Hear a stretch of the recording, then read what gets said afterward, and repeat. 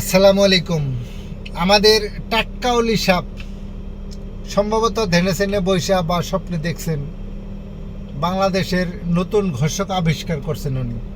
চলুন নতুন ঘোষকের নামটা একটু শুনে আসি। বাংলাদেশে ৭১ সালে স্বাধীনতার ঘোষণা এখান থেকেই হয়েছিল। আপনাদেরই এক গর্বিত সন্তান সবার আগে চিৎকার দিয়ে বলেছিলেন উই রিবর্ন। তিনি হচ্ছেন এলডিপির সম্মানিত সভাপতি ডক্টর কর্নেল অলি আহমদ বীর বিক্রম। এটা একদম সম্পূর্ণ মিথ্যা কথা। শহীদ রাষ্ট্রপতি জিয়াউর রহমান বেতার কেন্দ্রে গেলেন, আমিও গেলাম। উনি স্বহস্তে নিজেই লিখলেন, I major Zia declare myself as a head of the state and declare independence of Bangladesh. উনি নিজের হাতেই লিখলেন কথাগুলি। সব কথাগুলি তো আমি সিকোয়েন্সলি বলতে পারবো না, এখন মূল কথাটা এটাই ছিল। তখন আমি উনাকে বললাম যে এখানে বঙ্গবন্ধুর কথাটা আনতে হবে, কারণ মাঠে ঘাটে আছে তারা, তাদেরকে বাদ দিয়ে মুক্তিযুদ্ধ সফল হবে না। সুতরাং এখানে বঙ্গবন্ধুর কথাটা নিয়ে আসেন। আপনি কি বলবেন,